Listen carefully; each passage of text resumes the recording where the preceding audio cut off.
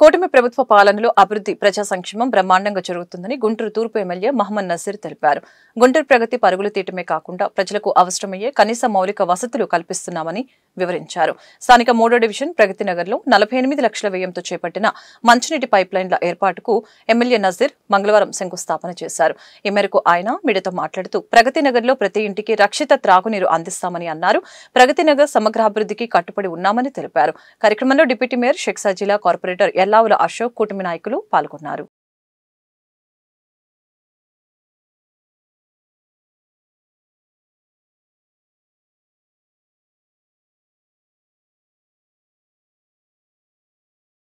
రాష్ట్రంలో పేదల ప్రభుత్వం, సంక్షేమ ప్రభుత్వం, అభివృద్ధి ప్రభుత్వం ముందుకు నడుస్తూ ఉంది.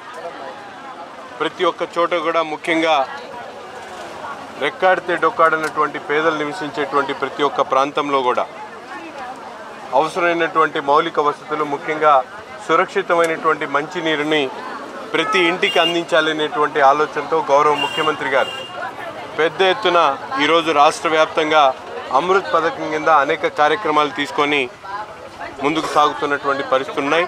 ముఖ్యంగా గుంటూరు తూర్పు నియోజకవర్గంలో ప్రగతి నగర్ దాదాపు 30 సంవత్సరాలు ఇక్కడ నివసించేటువంటి వాళ్ళు కనీస అవసరాలు రోడ్లు, డ్రైన్లు, అలాగే వీధి దీపాలు, మంచినీటి కుళాయి కనెక్షన్స్ కూడా లేనటువంటి పరిస్థితులు ఉన్నాయి.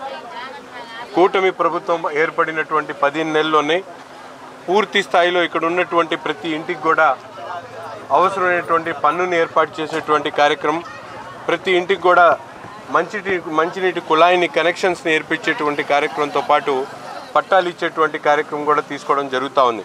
స్థానికంగా నీళ్ల సరఫరా సరిగా లేదని అనేక మంది ఇబ్బందులు పడుతున్నటువంటి పరిస్థితుల్లో ముఖ్యంగా 110 mm డయాతో ఈరోజు దాదాపు 4080 అడుగుల పైప్ లైన్ను ఈ ప్రగతి నగర్ ప్రాంతంలో దాదాపు 18 లైన్లు ఉన్నటువంటి ప్రగతి నగర్లో 44 లక్షల రూపాయల వ్యయంతో మంచినీటి పైప్ లైన్ ఏర్పాటు చేయడం జరుగుతూ ఉంది.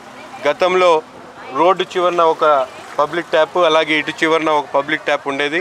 ఇప్పుడు ఇక్కడ ఉన్నటువంటి ప్రజలందరినీ కూడా కోరుతా ఉన్నాం, తప్పకుండా ప్రతి ఒక్కరు కూడా మీరు ట్యాక్సీలు పన్నులు వేయించుకొని మీ ఇంటికి డైరెక్ట్గా కుళాయి కనెక్షన్ తీసుకోవాల్సినటువంటి అవసరం ఉంది.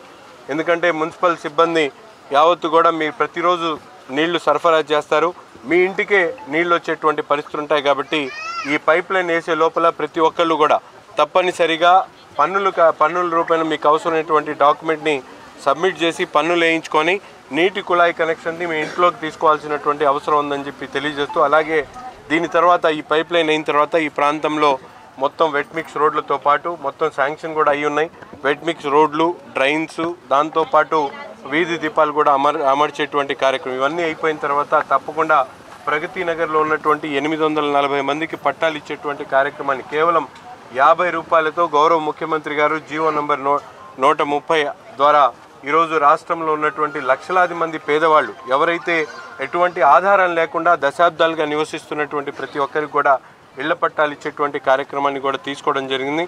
అందుకని ఈరోజు 3వ డివిజన్లో ప్రగతి నగర్లో pipe lines, CC roads, CC drains, ముఖ్యంగా ఇక్కడ స్థానిక ప్రజలు మంచినీళ్ళ గురించి చెప్పడం జరిగింది.